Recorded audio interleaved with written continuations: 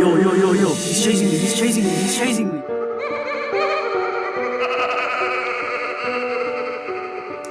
When I was a little kid, there was a person named Johnson in my town. Johnson was a clown who would entertain the people of our town, not because of his acting or anything, but just because people in our town found him to be very funny, and so he was picked on every single day. I hate to say this, but I've bullied him too. Whenever he danced on the sidewalks or the streets, I used to throw stones at him and call him names. My friends were worse. They would hit him, kick him, and even make him eat food from the sidewalks. Not long after, I came to know that when he was a small boy, things were no different for him. The kids in his school made him feel left out and very different. They bullied him and would also call him a joker. Eventually, I stopped seeing Johnson anywhere. I would say maybe after 3 weeks or so, he came back, but this time, no one recognized him but me. He was well dressed, in a suit, like a rich man. I knew it was him because I know what his eyes looked like. Being curious, I was going to ask him if he was Johnson indeed, but I decided I wouldn't, because something gave me the creeps when I saw him that day. He was very confident, which was not the case when I saw him a month ago, and he carried a dirty smirk on his face. One evening, as I was walking home from school, I saw a red balloon floating in the air. It was tied to a tree, and it seemed like it was calling me to come closer. Curiosity got the best of me, so I slowly approached the balloon. Suddenly, Johnson appeared out of nowhere, grinning from ear to ear. His face painted in white, his nose red, and his hair wild. Just like I saw him a month ago. He chased me down the street, laughing like a psychopath, holding a machete, swearing that he would come and get me.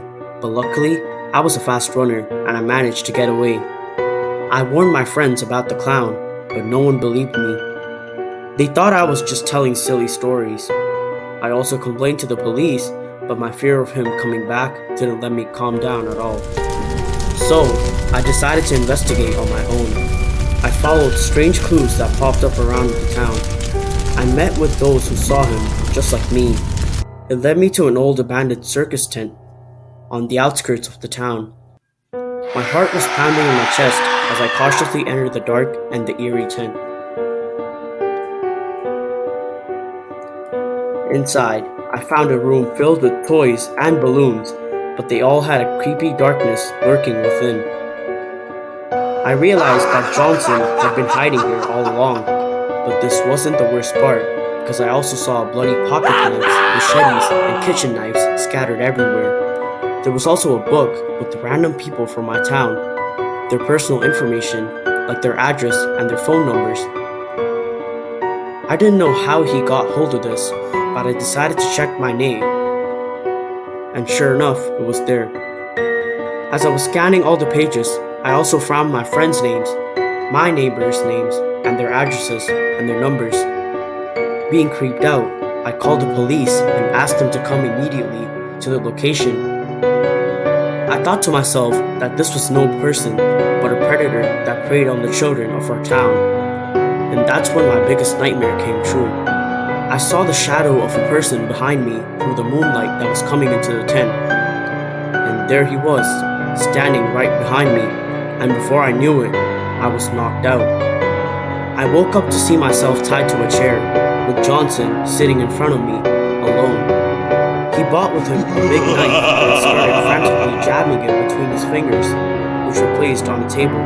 Then he said that if he does this 5 more times and manages to cut his fingers even once, he will start inflicting the same pain on me. Hopelessly, I saw him play with the knife 5 more times. With each time, he increased his speed, but not once did he stab the knife into his fingers. I was getting scared that he might do something to me, and that's when I heard the police sirens. The man yelled loudly in anger, and before he came charging towards me with the knife, he was caught. I woke up at a hospital, relieved that he was caught, but unfortunately, I later found out that he came looking for me after brutally harming my friends. The police confirmed that Johnson was mentally ill, which explained his demented actions. He was on the run for robbing, harming, and kidnapping children in various towns. To this day, I cannot sleep properly. The thought of him barging into my room like he did into the tent that night gives me the chills, even now. I just hope that he's receiving the punishment and care that he deserves. The last thing I ever want to hear is his hysterical laughter echoing nearby to haunt me that he's always here, somewhere, hiding in the dark to catch me.